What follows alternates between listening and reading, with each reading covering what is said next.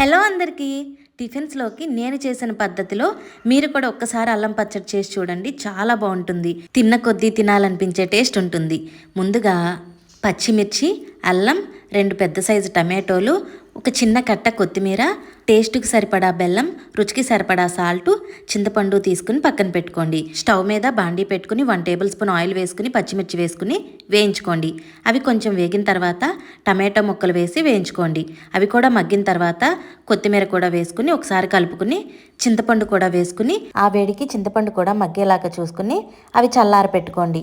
Mixie జార్లో వేసుకుని రుచికి సరిపడా సాల్టు, అల్లం, బెల్లం వేసుకుని గ్రైండ్ చేసుకుని ఒక గిన్నెలోకి తీసుకుని పక్కన పెట్టుకోండి. ఇప్పుడు ఈ పచ్చడిని తాలింపు పెట్టుకుని తాలింపు మొత్తం వేగిన తర్వాత మనం రెడీ చేసి పెట్టుకున్న చట్నీలో వేసుకుని కలుపుకోవటమే. అంతేనండి, చాలా బాగుంటుంది. ఏ టిఫిన్లోకైనా సరే చాలా బాగుంటుంది. ఒకసారి మీరు కూడా ట్రై చేసి చూడండి. Thank you for watching. Thank you.